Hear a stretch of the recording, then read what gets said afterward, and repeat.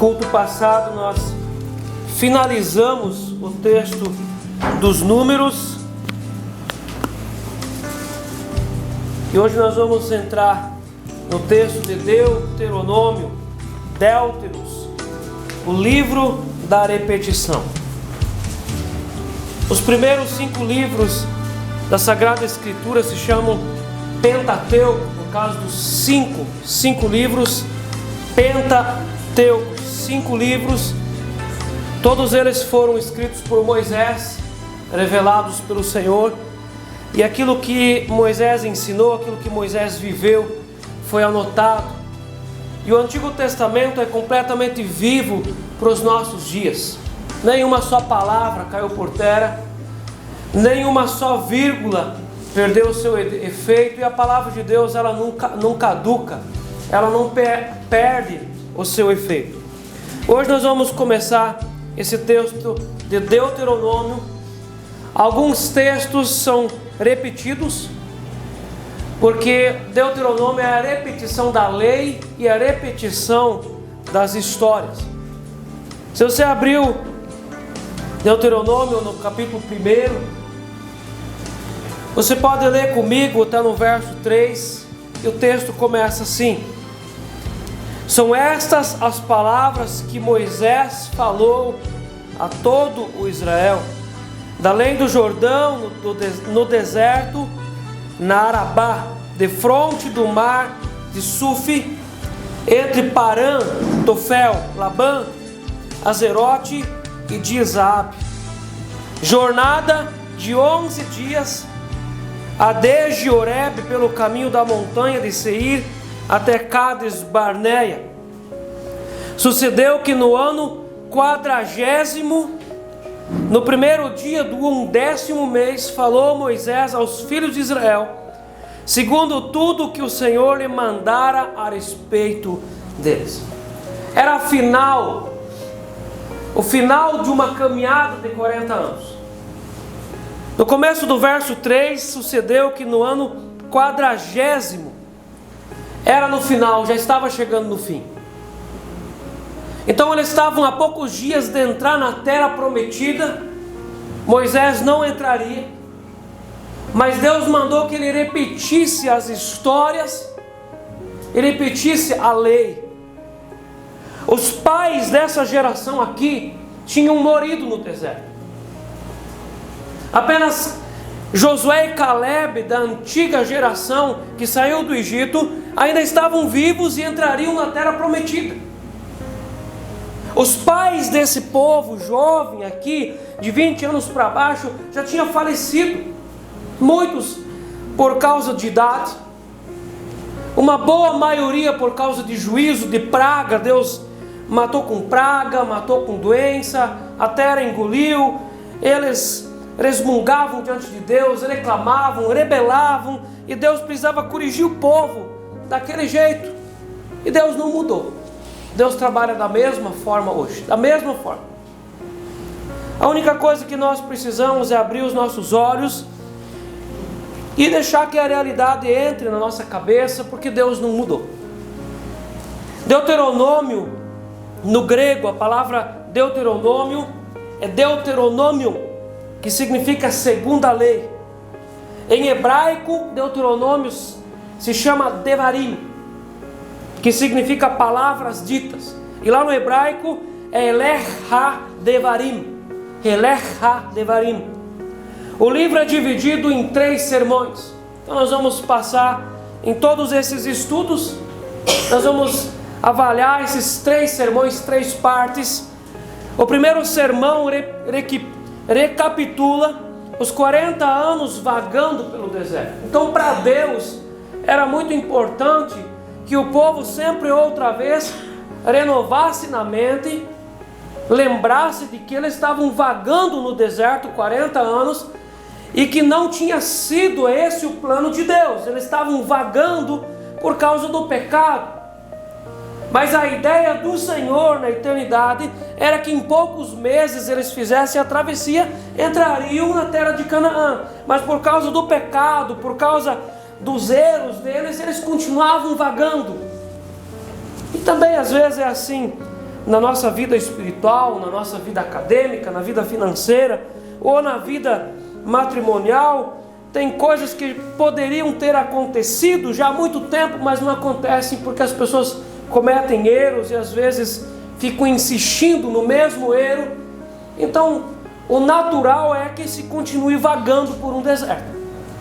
O segundo sermão relembra os hebreus da necessidade de servir apenas o Deus verdadeiro. Eles saíram de um lugar aonde esse povo tinha se ajeitado durante 430 anos, e os deuses egípcios haviam entrado não só no coração deles, mas até no DNA deles. Na primeira oportunidade, no deserto, eles fizeram um bezerro de ouro, chamaram ele de Elohim e disseram: esse aqui é nosso Deus. Vamos dizer que esse Deus aqui nos tirou do Egito, porque esse tal Moisés subiu no Monte Sinai, acho que não vai voltar outra vez. Deus, cadê Deus? Como nós podemos perceber que os deuses, a idolatria, haviam se entranhado dentro deles. Aquilo havia sido gerado na alma, no espírito, aquilo tinha se tornado iniquidade. É um pecado que passa de geração em geração, e eles tinham sido cozidos dentro daquela panela chamada Egito, onde se adorava gatos, cães, corujas e tudo era um Deus. O rio Nilo era um Deus, e eles tinham isso no coração. Então um dos sermões de Deuteronômio, antes deles entrarem em Canaã, seria: há apenas um Deus verdadeiro, apenas um Deus criador, esse Deus cuida de vocês, esse Deus tirou vocês do Egito. Caso contrário, esse povo entraria em Canaã e adoraria os deuses cananeus. E cada povo ali, os ferezeus, os jebuseus, cada um deles tinha deuses, e tinha lá no seu panteão o Deus principal. O terceiro sermão de Deuteronômio é a parte que oferece consolo, mesmo que o povo hebreu, o povo de Israel, fosse infiel ao Senhor. Com um verdadeiro arrependimento, tudo poderia ser restaurado. Então nós vemos sempre de novo Deus agraciando o povo com muita misericórdia. E todas as vezes que eles cometeriam erros contra o Senhor, fosse por acidente ou intencional, um verdadeiro arrependimento faria com que Deus voltasse atrás e tiraria a culpa. Às vezes não tiraria a consequência, mas tiraria a condenação. E a graça, a misericórdia estava presente em todo esse período da história. Nós não podemos crer que quando Jesus gritou na cruz, ou declarou na cruz: tetelestai, ou está pago, então foi derramado a graça. Não, a graça já existia. Desde a criação, Deus trabalha todas as coisas com graça. Quando Deus expulsou Adão e Eva de dentro do jardim, Deus trabalhou com graça, porque eles estavam cheios de pecados. Eles haviam se rebelado contra o Criador, mas se Deus deixasse eles no jardim, eles iriam até a árvore da eternidade, eles comeriam e eles eternizariam aquela desgraça. Então Deus tirou a árvore do meio do jardim e plantou ela no céu. Isso é misericórdia. Quando Deus mata um cordeiro, faz vestimentas, ensina o Adão a ser sacerdote, é misericórdia. E a gente vê a misericórdia do Senhor agindo e trabalhando em todas essas gerações. Enoque, Metusalém, Noé.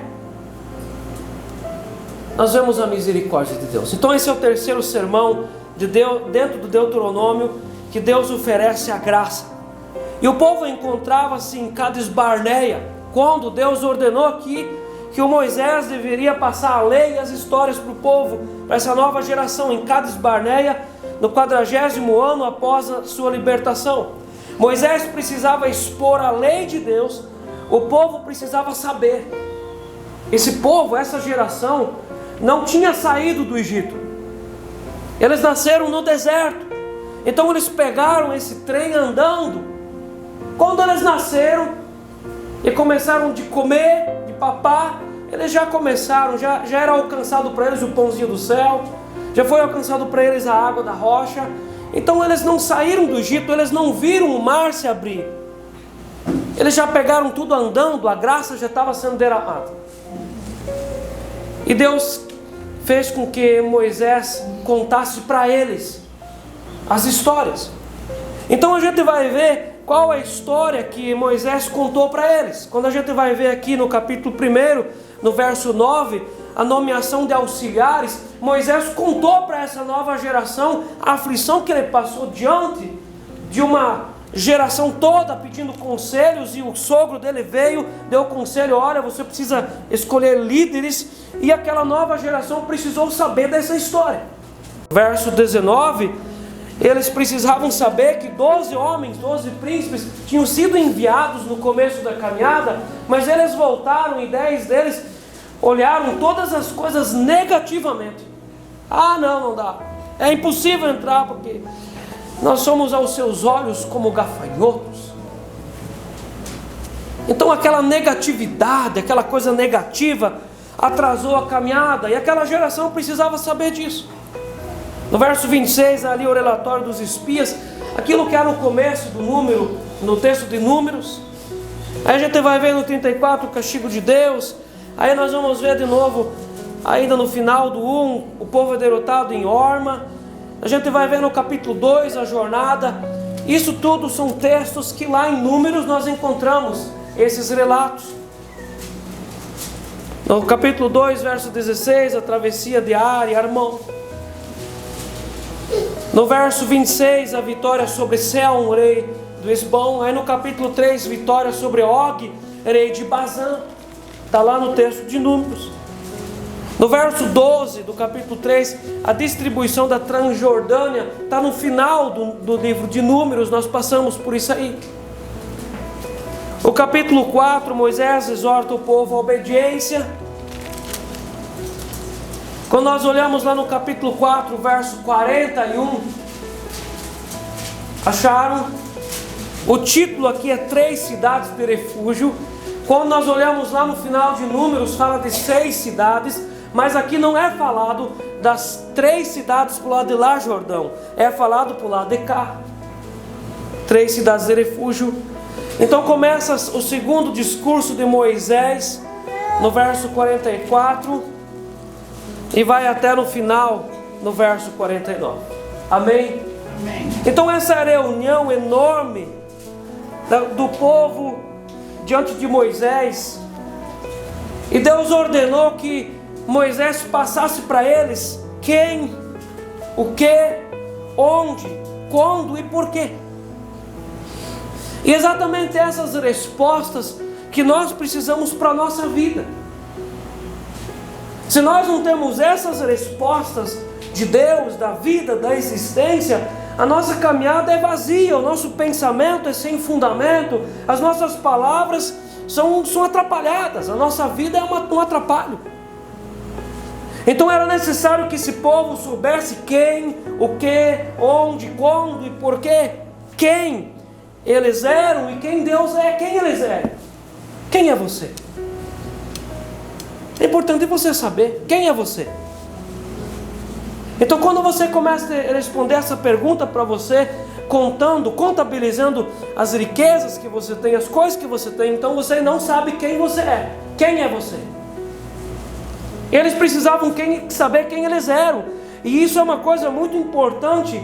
Se a nossa alma não saber quem nós somos, se nós não temos essa definição na nossa vida, nós provavelmente temos problema de existência. Quem nós somos? Quem nós somos e quem Deus é, porque isso vai responder para a nossa vida, a nossa origem, a nossa adoração, aonde nós saímos, para onde nós estamos indo. Quem é você? Eles precisavam saber o quê? O que eles estavam fazendo naquele lugar. Se eles não soubessem, eles teriam a impressão de que eles caíram de paraquedas ali, ou que de repente alguém teria cometido uma enorme injustiça com eles, tirado eles do Egito, e agora eles estavam ali. Ai, que coisa injusta, nós somos vítimas, o que vamos fazer agora? Então é necessário saber o que estavam fazendo naquele lugar, o que Deus queria fazer com eles e por meio deles, Meus irmãos, você precisa saber o que você está fazendo aqui nessa igreja, o que você está fazendo nesse culto. Precisa estar muito claro para você qual é o propósito que Deus tem para você nesse mundo, nessa vida, nessa casa, com quem você vive, com quem você mora, com quem você desenvolve de vida a vida. Você precisa saber o que você está fazendo nessa vida. Nós precisamos ter esclarecido na nossa mente o que nós estamos fazendo nessa igreja. E se esse povo não tivesse a exata noção do que eles estavam fazendo ali, eles não teriam propósito de sair dali para alcançar novas terras. Aonde eles estavam, aonde eles iriam, aonde eu estou no exato momento da minha vida. Nós recapitulamos aquilo que nós aprendemos no estudo bíblico sobre ciclos e circuitos. Quando nós começamos o texto de Atos, nós vamos ver 4 parâmetros, que é falar do tempo, o modo, lugar e pessoas. É muito importante aonde eu estou. Então eu vou me encaixar na minha idade, nos meus projetos, aonde eles estavam e para onde eles iriam. Quando fala de tempo, e tempo, quando nós temos equilíbrio de tempo, nós não somos nem omissos e nem precipitados. Porque a omissão e a precipitação, eles fazem parte de uma mesma vara, são extremos de uma mesma vara, e tanto uma quanto a outra são malignas. A omissão é terrível, a precipitação também. Então eles precisavam saber quando e por quê. E por que fala de causa, finalidade, propósito, por quê? Quando nós vamos daqui a pouco ler o texto do capítulo 5, nós vamos fazer muitas vezes essa pergunta aqui, por quê? E Deus vai responder dentro do texto, por quê? E para quê? Por quê? Quando uma criança começa a falar, o pai e a mãe precisam se preparar, porque ela vai perguntar muitas vezes por quê? E ela vai chegar muitas vezes ao atropelo de perguntar por quê, por quê? Às vezes alguns adultos também têm ainda respostas não dadas, por quê? Eles precisavam saber por quê. É a causa, a finalidade, o propósito. E as coisas precisavam fazer sentido para aquele povo. Os antigos haviam morrido e esses novos precisavam continuar. Meus irmãos, você já deve ter percebido que o nosso país hoje está vivendo, a nova geração está vivendo um vácuo. A gente pode perceber pela nossa cidade, a nossa história. Os imigrantes vieram há muitos anos passados, derrubaram a mata, colonizaram o lugar, tempos difíceis, há muito trabalhos árduos, muitos sacrifícios. Então, aqueles avós que vieram uma vez, muitas vezes eram pobres, mas eles lutaram, batalharam. Então os filhos já eram mais ricos, e os filhos daqueles filhos já eram nobres. São essa geração que nós temos hoje, a nossa nova geração na cidade, são nobres. E às vezes quando nós conversamos com essa geração e falamos com eles, parece que eles não têm exatamente a certeza de onde que eles vieram, porque eles não viveram aquela raiz, aquela conquista. Eles receberam tudo pronto. É necessário saber de onde se vem e para onde se vai. O estadista inglês chamado Edmund Burke dizia: um povo que não conhece o seu passado não pode enxergar o seu futuro. Você precisa saber do seu passado. Às vezes o seu passado não é uma história que é muito boa de ouvir. Às vezes dificuldade de família, de pai, de mãe. Às vezes da onde que se veio, tudo, a origem, não é uma história boa para se repetir, mas é necessário você saber. Nós temos esses dois extremos. Há pessoas que idolatram a sua história. Tem pessoas que começam a contar, e os meus avós, e os meus bisavós, que história maravilhosa. Você conversa com as pessoas, só falam daquilo. Deus o livre. Mas o outro extremo é a pessoa nem querer saber do seu passado. Não quero nem saber do meu pai, da minha mãe, do meu avô, da minha avó. Eu não quero nem saber. Os extremos são perigosos. Nós precisamos saber de onde nós viemos, porque um povo que não conhece seu passado não pode enxergar o futuro. No livro do pastor Hernandes Dias Lopes, o livro é Panorama da História Cristã, ele por várias vezes ele faz essa afirmação. Ele diz assim: a história é a nossa pedagoga ou a nossa coveira. Então essa imagem da pedagoga é uma imagem grega de uma professora que pegava o menino, a menina, e cuidava dessa criança, ensinava ela, pedagogos. Ou a história é a nossa pedagoga ou ela é a nossa coveira, ela nos sepulta, às vezes ainda a criança. Os jovens precisavam saber da história do seu povo. Quem não sabe de onde vem, não pode saber para onde vai. Isso aqui é nosso começo de Deuteronômio. E a palavra Deuteronômio significa também repetição da lei, das histórias. Porque Deus queria que a gente entendesse, por meio de toda a Escritura, que Deus é repetitivo nas suas palavras. Deus repete. Às vezes você pensa que só a sua mãe repete 1000 vezes por mês as coisas. Não, Deus também faz isso.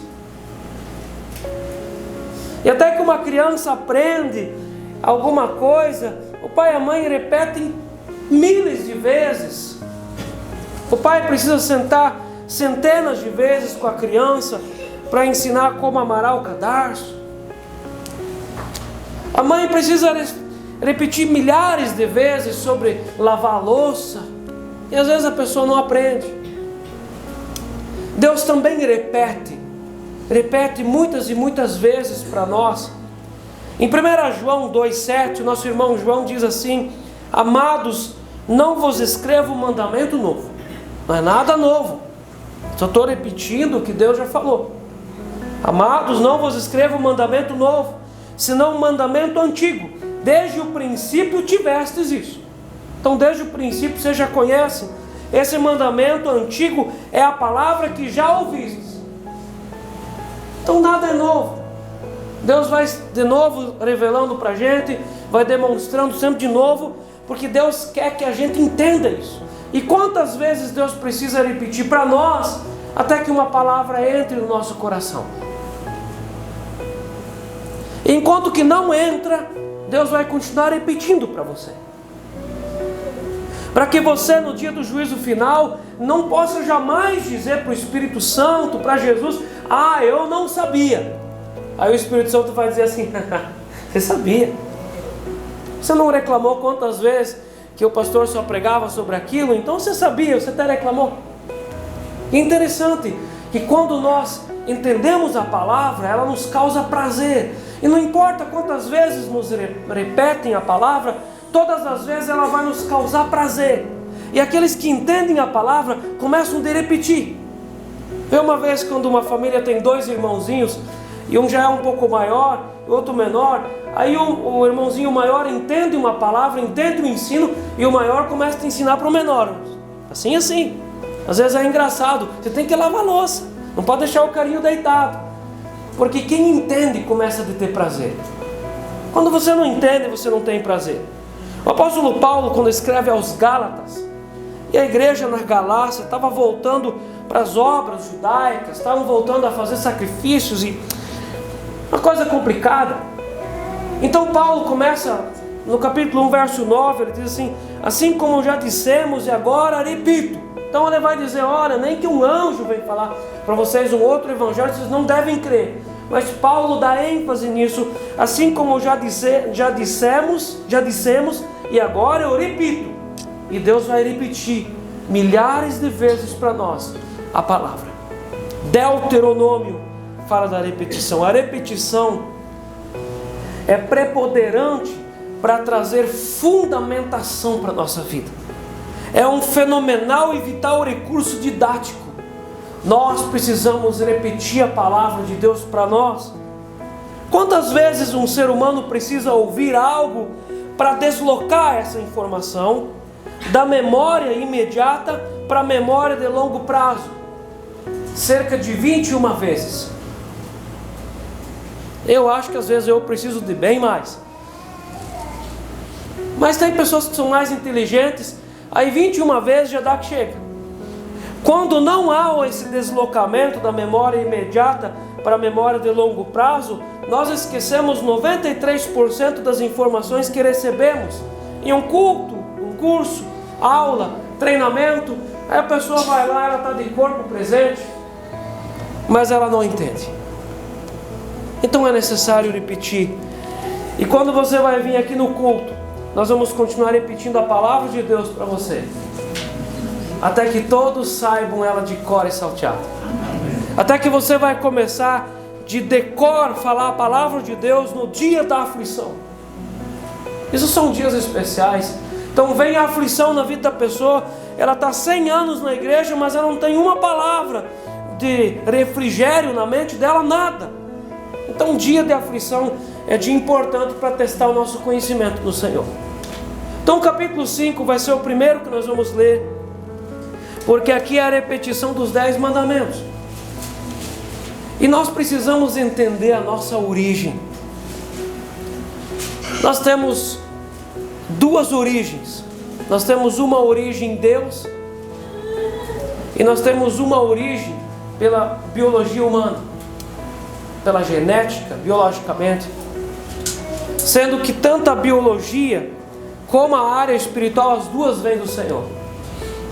Mas uma só se reproduz humanamente: o corpo, os órgãos, a mente. O apóstolo Paulo fala em 1 Tessalonicenses que nós somos um espírito que tem uma alma e habita em um corpo. Nós viemos de Deus como espírito, como alma, mas nós viemos de Deus também por meio de Adão, porque nós somos frutos de uma reprodução da nossa raça humana. Amém? Então o capítulo 5 começa falando exatamente isso, quando o texto diz: chamou Moisés a todo Israel e disse-lhe: ouvi, ó Israel, os estatutos e juízos que hoje vos falo aos ouvidos, para que os aprendais e cuidais em os cumprir. Não é só saber, tem gente que sabe tudo. Tem gente que, se você pergunta, se o teólogo começar a conversar sobre Bíblia com a pessoa, tem que ficar com vergonha, porque a pessoa sabe mesmo da coisa. É melhor você nem falar que é pastor, para não passar vergonha, mas não pratica. Às vezes é cheio de pecado, cheio de vício, é briguento em casa. Então não é assim. Deus quer que a gente aprenda, cuide para não mexer na essência do mandamento, e os cumpridos. Você tem que cumprir. Mandamento não cumprido gera mais juízo ainda, porque se você sabe, você não pratica, é pior. Verso 2: o Senhor nosso Deus fez aliança conosco em Horebe. Olha só, a antiga geração, Moisés, falando para a nova geração: gente, Deus fez aliança com a gente, e essa aliança, ela é geracional. Deus fez aliança com a gente, e vocês que nasceram da gente já nasceram dentro da aliança. Vocês não são bastardos, vocês têm pais. Você tem pai, tem mãe que nasceram na aliança. Verso 3: não foi com os nossos pais que fez o Senhor essa aliança, e sim com... Então não é só geracional do tipo nossos pais, mas é geracional do tipo sangue. Deus fez essa aliança com todos que saíram do Egito, todos os hebreus. Não foi com nossos pais que fez o Senhor essa aliança, e sim conosco, todos os que hoje aqui estamos vivos. Então quem morreu perdeu a aliança. Aqueles que já faleceram no deserto, dentro da fé, crendo no Messias, porque quando a serpente foi levantada, se falou profeticamente do Messias, morreram crendo no Messias, vão ressuscitar um dia para a vida eterna. Mas aqueles que não creram no Messias, perderam a aliança completamente. Verso 4: face a face falou o Senhor conosco no monte do meio do fogo. Nesse tempo eu estava em pé entre o Senhor e vós, para vos notificar a palavra do Senhor, e porque temestes o fogo e não subistes ao monte, dizendo: eu sou o Senhor teu Deus, que te tirei do Egito, da casa da servidão. Essa é a introdução para então Deus começar a falar o que Ele queria do povo. Meus irmãos, toda pessoa sem Jesus vive num Egito, debaixo de profunda aflição, espiritualmente perdido, vive debaixo de um Egito. É escravo do trabalho, escravo do dinheiro, escravo da própria história. Tem um faraó na sua vida. Quem vive sem Jesus vive num Egito. É necessário sair desse Egito. Deus está mandando você sair. E não adianta você querer sair sozinho. Você precisa sair pela ordem dele e na mão do Senhor. Eu sou o Senhor teu Deus que te tirei do Egito, da casa da servidão. Egito é casa de servidão. É onde as pessoas caminham em voltas a vida toda e não saem do lugar. É como Sansão divertindo ali o povo filisteu, sempre em voltas, dando voltas e não sai do lugar.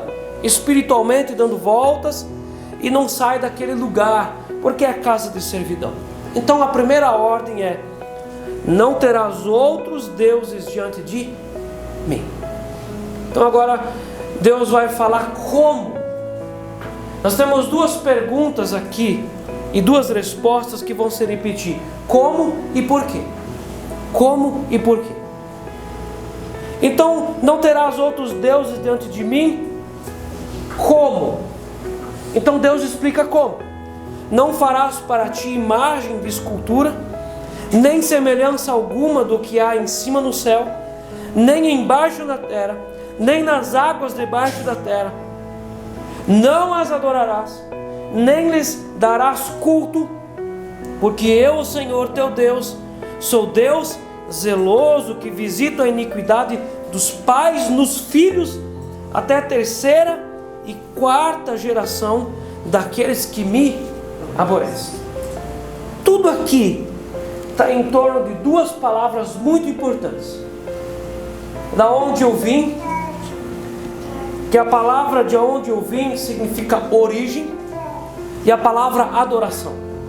O ser humano foi criado para adoração.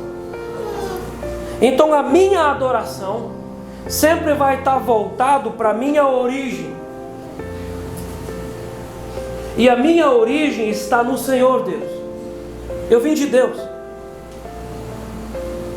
Então nós vamos ver isso sempre de novo aqui. Aonde está a tua origem? Quando uma pessoa começa a adorar um ídolo, ela está dizendo que a origem dela é naquele ídolo. E às vezes a pessoa não tem um ídolo, uma imagem física, mas ela tem ídolos espirituais. Às vezes a pessoa diz: não, eu não sou idólatra, capaz. Não tenho ídolos em casa, não tenho nenhum altar de ídolo em casa, mas o coração dela é um altar para muitos ídolos existenciais, filosofias, pensamentos. Existe idolatria à família, existe idolatria à paz, existe N tipos de idolatria. A idolatria nasce no coração de uma pessoa. Antes dela se transformar numa imagem, aquela imagem já estava no ser. Então se tira do ser para se materializar aquilo e dizer: olha, eu adoro essa imagem porque eu entendo que é a minha origem. Eu adoro da onde eu vim. Adoração. Então como não fazer isso? Não farás para ti imagem de escultura, nem semelhança alguma do que é em cima no céu, nem embaixo na terra, nem nas águas debaixo da terra. Não as adorarás, nem lhes darás culto, porque eu, Senhor teu Deus, sou zeloso, que visito a iniquidade dos pais nos filhos. Deus está dizendo: eu tenho poder e autoridade, eu sou transcendental, eu passo gerações, eu visito a iniquidade dos pais nos filhos. Que visita é essa? É uma visita que eu e você não queremos ter. Porque o final do texto aqui não fala de misericórdia, mas diz assim: até na terceira e quarta geração daqueles que me aborrecem. Aborrecimento não gera misericórdia, aborrecimento gera juízo. Então Deus está dizendo aqui: é muito fácil Se os nossos pais, desde a primeira geração, praticam alguma idolatria, é muito fácil, a tendência é que eu também possa praticar idolatria. Às vezes não de um ídolo, mas de uma imagem no coração. Verso 10. E faço misericórdia até 1000 gerações daqueles que me amam e guardam os meus mandamentos. Então nós, hoje aqui, todos nós, eu, você, nós estamos gerando muito mais do que uma história ou uma riqueza para a nossa cidade. Nós estamos gerando história para a nossa descendência. Que história você está gerando para os teus filhos e para os teus netos e para os teus bisnetos? Essas pessoas um dia, quando elas vão chegar diante de Jesus no juízo final, elas vão poder glorificar o Senhor, porque elas tiveram uma geração de cristãos, e por isso que elas vão estar indo para o céu, ou elas vão se aborrecer diante do juízo e dizer que nunca alguém contou para elas a história do inferno. Nós estamos gerando histórias, não para nós, mas para a próxima geração. E a ordem é que eu e você geremos uma história de misericórdia. Que os teus filhos conheçam a Deus pela vida que você leva. Verso 11. Não tomarás o nome do Senhor teu Deus em vão. Então às vezes, para uma criança a gente diz, olha, você não pode ficar falando o tempo todo, meu Deus do céu, meu Deus, ai meu Deus do céu. Então a gente conta essa história para a criança. Não é uma história mentirosa, mas ela é fraca para explicar isso. O que Deus está dizendo? Deus está falando sobre o mau testemunho. É alguém dizer, eu sou do povo de Deus, mas não representar Deus. Então, não tomarás o meu nome em vão. Para vocês não estragar o meu nome diante dos povos, mas me representem bem. É um bom testemunho que Deus deseja.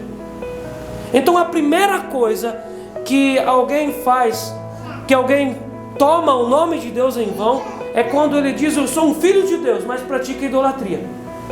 É tomar o nome de Deus em vão. Não tomarás o nome do Senhor teu Deus em vão, porque o Senhor não terá por inocente o que tomar o seu nome em vão.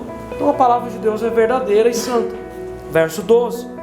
Guarda o dia de Shabat, o dia do descanso, sábado, para o santificar, como te ordenou o Senhor teu Deus. Então, quando Deus dá uma ordem, Deus diz como fazer isso. Como fazer isso? Verso 3. 6 dias trabalharás e farás toda a tua obra. O domingo cristão não substitui o sábado. Nós não podemos falar isso. Isso não é verdadeiro. O domingo cristão veio por causa da ressurreição de Cristo, por causa do Pentecostes, derramamento do Espírito Santo. Os cristãos guardam o domingo, e nós temos essa bendita herança lá dos nossos antigos pais, que mudou a história do nosso mundo. Nós hoje guardamos o domingo, graças a Deus. O preceito permanece. Qual que é o preceito que permanece? Verso 13. 6 dias trabalharás e farás toda a tua... Isso é difícil de entender, gente? É fácil. Então 6 dias você trabalha. Segunda, terça, quarta, quinta, sexta, sábado, trabalho. O domingo, você descansa. Meus irmãos, lá no Egito, eles não descansavam nem um dia. Eles trabalhavam todos os dias. Eles eram escravos. E o Egito não está aqui culturalmente, mas o espírito egípcio habita na nossa sociedade, em que as pessoas precisam trabalhar, elas precisam trabalhar. E às vezes elas trabalham até domingo de manhã, de tarde, de noite, elas não têm um dia, e depois elas estão exaustas, elas falam, não sei por que eu existo, meu sentido de vida passou, meus filhos já não estão mais aqui, a pessoa perde a vida. Mas a ordem de Deus é, 6 dias você trabalha, faz toda a tua obra no 14, mas o 7º dia é o Shabat, Shalom, dia de paz, sábado, do Senhor teu Deus. Não farás nenhum trabalho, nem tu, nem o teu filho, nem a tua filha, nem o teu servo, nem a tua serva, nem o teu boi, nem o teu jumento, nem animal algum teu, nem o estrangeiro das tuas portas para dentro, para que o teu servo e a tua serva descansem como tu. A única coisa que está liberada é assar uma carne e fazer uma salada. Amém? É o dia da família. Deus foi o primeiro ser do mundo que elegeu o dia da família. Meus irmãos, isso aqui precisa entrar no nosso coração. Deus é bom. Deus é bom, os seus mandamentos não são penosos, não são uma pena, não são uma condenação. Mas quando Deus fala para a gente com tanto amor, é porque a gente precisa valorizar essa palavra. Viva isso. Cuide da sua casa, da sua família. E domingo, irmão, não é o dia para você ligar aquela televisão e botar um monte de lixo na sua casa. Desliga a televisão, brinca com as crianças, conversa com a esposa, toma um tereré, pode dormir até um pouco mais tarde. É o dia do descanso, gente. Daqui a uns anos você vai para a eternidade e todos aqueles domingos que você se arrebentou trabalhando, vai tudo ficar aqui. Às vezes alguém que você nem conhece vai pegar as suas coisas e vai comer, queimar. Aí você trabalhou, você tinha que trabalhar e acabou, seu domingo foi embora. Amém? Deus é bom, Deus ama você. Por isso que Deus quer que você descanse. Na nossa sociedade, no dia que, como nós vivemos hoje, a palavra contemporânea é: desliga a televisão, desliga o celular, tenha um dia de paz. Para de ficar olhando lá sobre política, sobre quanto tempo não vai chover, porque agora 20 anos não vai mais chover. Assim vai ser só seca e terrível, tudo está queimando. Deus o livre. Isso dá depressão em você, isso cansa. Olha para Deus, confia. Na quarta-feira nós falamos que Jesus nos convida e diz: vinde a mim, todos que estáis cansados, sobrecarregados, eu vou aliviar vocês, o meu fardo é leve, o meu jugo é suave. Nós precisamos confiar no Senhor, Ele nos deu vida até hoje. Então descansa, você precisa descansar. 15. Porque te lembrarás que foste servo na terra do Egito, e o que o Senhor teu Deus te tirou dali, com a mão poderosa e braço estendido, pelo que o Senhor teu Deus te ordenou que guardasses o dia de sábado. Então 4 mandamentos. Os 10 mandamentos, eles são como a cruz. 4 são verticais, 6 são horizontais. 4 são eu e Deus, 6 são você e o teu próximo. E Deus já começa aqui arrebentando com o nosso próximo, quando Ele diz no verso 16: honra o teu pai e a tua mãe. Comecei falando para vocês sobre a origem. Cuida da tua origem. Deus escolheu nosso pai e nossa mãe para ser o canal de bênção sobre a nossa vida. Então qual era a ideia, a primeira ideia, a primária do texto? O que é honrar pai e mãe aqui? Deus tinha em mente que aquele pai e aquela mãe fossem verdadeiros adoradores dele. Então os filhos se tornariam adoradores, honrando pai e mãe. Essa é a honra na Bíblia. Mas o texto lá em Provérbios diz que quem amaldiçoa pai e mãe vai apagar a lâmpada da vida nas mais densas trevas, vai ficar na mão no dia difícil. Honra o teu pai e a tua mãe. Meus irmãos, há filhos que fazem pai e mãe sofrer, que não estão nem aí. Seu pai e a mãe têm coração, seu pai e a mãe têm sentimento, se pai e mãe choram, estão nem aí. Eles ligam no coração deles o botão do exploda-se pai e mãe e vivem como se não tivesse pai e mãe. Essas coisas têm consequência. Honra o teu pai e a tua mãe como o teu Deus te... Por quê? Porque Deus ordenou. Se fosse um homem ordenando, a gente poderia dizer: olha, é relativo. Mas Deus ordenou, é absoluto. Então por quê? Porque Deus ordenou, teu Deus te ordenou para que se prolongue os teus dias e para que te vá bem na terra que o Senhor teu Deus te Então tem dois porquês aqui. Primeiro porquê, para você não morrer cedo. Vamos observar uma vez quantos jovens falecem antes dos seus pais. Não é natural que pai e mãe sepultem os filhos. Não é. Quando morre a esposa, o marido fica viúvo. Quando morre o marido, a esposa fica viúva. Quando morrem os pais, os filhos ficam órfãos. Mas quando morrem filhos, nem nome isso tem, porque não é natural. Nós somos uma geração que muito mais os pais estão sepultando os filhos. É muito mais do que na Primeira e na Segunda Guerra Mundial. Filhos morrem de acidentes, de drogas, alcoolismo. Meus irmãos, nós não podemos generalizar e condenar todas as pessoas, mas nós estamos dentro de uma geração que não honra pai e mãe. Desonra, faz pai e mãe passar vergonha. Honra o teu pai e tua mãe, como o Senhor teu Deus te ordenou, para que se prolongue os teus dias. É normal que uma pessoa tenha dias longos. Ninguém quer morrer tão já. Alguém que quer morrer precisa fazer um tratamento, às vezes hormonal, ir no psicólogo, dar uma avaliada, porque o natural é não querer morrer. O natural é eu ter vontade, ainda sonhar mais um pouco e mais um pouco, e a pessoa já está de idade no leito de morte. Jacó estava com muita idade, ele diz: olha, eu ainda tenho um sonho, chama meus filhos, profetizou sobre os filhos. O natural é eu querer viver, mas que para que se prolongue os dias da minha vida, aqui uma receita infalível: honra o teu pai e tua mãe. Tem mais um porquê aqui: para que te vá bem na terra que o Senhor teu Deus te dá. Deus pode dar terra, pode te dar um emprego fantástico e não te ir bem. E uma das respostas está na desonra do pai e da mãe. Honra o teu pai e a tua mãe. Segundo mandamento horizontal: não mata. Não mata. Ah, mas pastor, e daí? Não, mas tem que ver, porque às vezes entra alguém lá em casa, aí ele dá legítima defesa. Meu irmão, você tem que orar para que isso nunca suceda na sua vida. Meu Deus do céu, Deus me livre.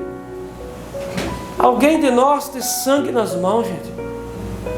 Você vai contar essa história para todo mundo? É, porque o cara entrou lá em casa também, peguei o pau e matei ele. Que história maravilhosa essa para os homens, mas não para Deus. Deus ordenou: não matarás. E Jesus ainda coloca mais seriedade nesse texto, quando ele diz lá em Mateus: olha, vocês ouviram dos antigos, não matarás, mas eu vos direi, quem olhar com ódio para o seu irmão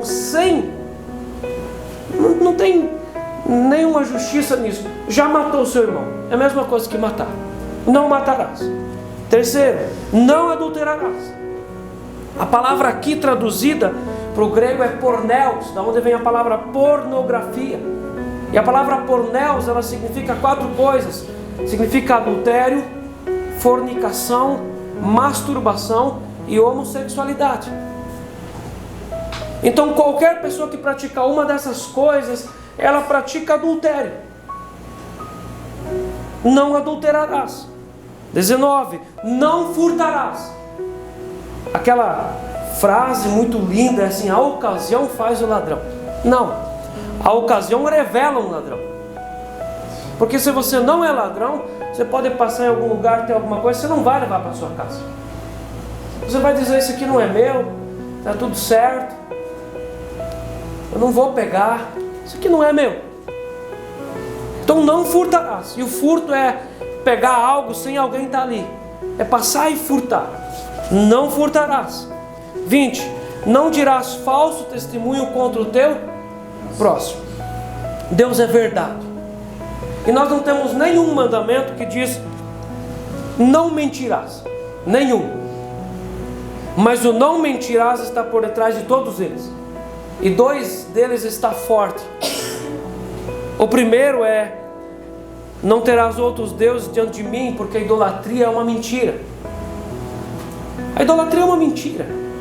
A pessoa é iludida da vida adorando um ídolo. É uma mentira. O apóstolo Paulo fala em 1 Coríntios que nós não devemos sentar na mesa de Deus e na mesa dos ídolos ou na mesa dos demônios.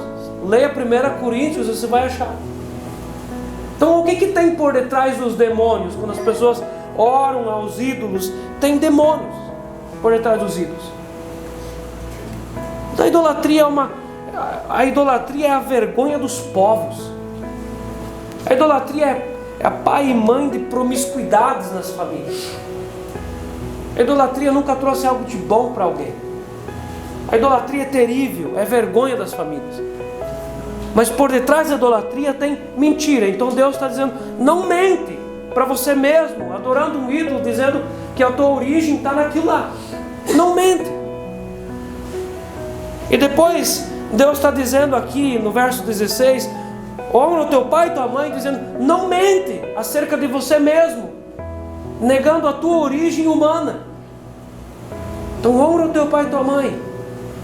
Não mentirás, verso 20, não dirás falso testemunho contra o teu. Então não mente contra o teu próximo.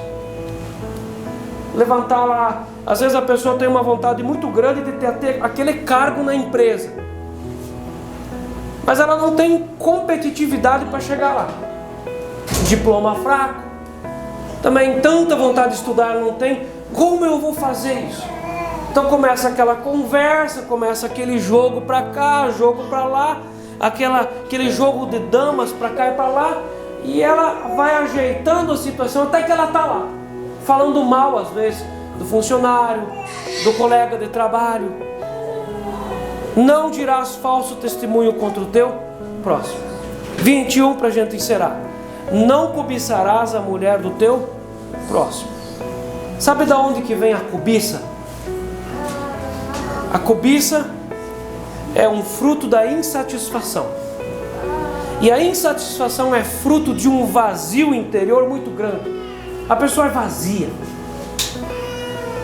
Então a gente precisa entender que todo esse texto ele vai gerando até que ele chega no final para ele expor tudo de uma vez.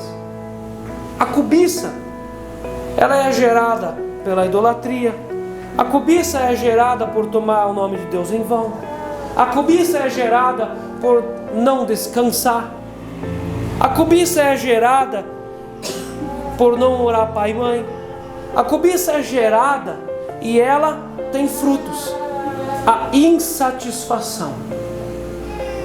Meus irmãos, a insatisfação, ela é terrível. A pessoa para de ver o que Deus está fazendo na vida dela. Ela para de olhar e entender as bênçãos que ela recebeu por meio dos pais. Ela para de olhar e entender como Deus está guiando a vida dela. Ela não consegue ver Deus guiando a vida dela. Ela não consegue. Ela olha para Deus como se Deus fosse um estragador de sonhos. Ela olha para Deus como se Deus fosse inimigo. Então a pessoa começa a ficar tão vazia e ela começa a levantar cobiça. Aí a esposa em casa não é mais boa. Mulher boa mesmo é a mulher do vizinho, de alguém outro. O gramado do vizinho é mais verde. Não cobiçarás a mulher do teu próximo. Então aquela insatisfação, ela vai começar de gerar aquele vazio, vontade de olhar para fora. Segundo ponto no 21, não desejarás a casa do teu. Você quer uma casa top 10 igual do teu próximo? Porque ninguém vai cobiçar coisa ruim, vai cobiçar coisa boa. Tem que ter uma casa boa, então trabalha, confia em Deus, não tenha ídolos. Às vezes a pessoa desonrou pai e mãe de tal forma que Deus fechou a porta. Aí a pessoa está lá, sofrendo, encarangada. Aí a coisa não vai bem. Ao invés dela recuperar a vida dela em Deus, não, ela começa a te cobiçar. A cobiça não dá nada para você. A cobiça é uma coisa terrível. A cobiça estraga a vida. Não desejarás a casa do teu próximo, nem o seu campo, nem o seu servo, nem a sua serva, nem o seu boi. Aí o patrão olha e diz assim para a empresa, o conhecido: mas que secretária fera! Ou que funcionário que é proativo, que faz tudo? Eu quero ter esse funcionário.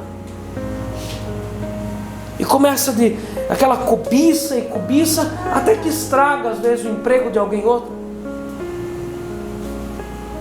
Não cobiçarás nem o seu boi, nem o seu jumento, nem coisa alguma do teu próximo. Não cobiça. Meus irmãos, existe uma diferença entre ser acomodado e ser satisfeito.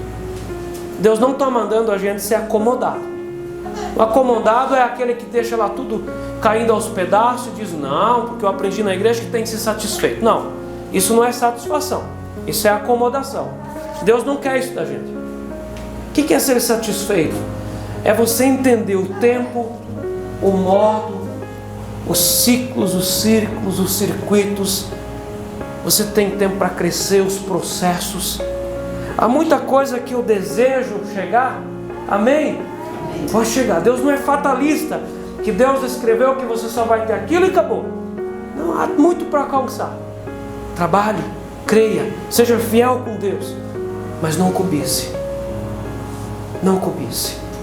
O texto vai continuar do 22 em diante. Deus vai falar aqui para eles. Eu quero ler o 32 e o 33 para a gente encerrar.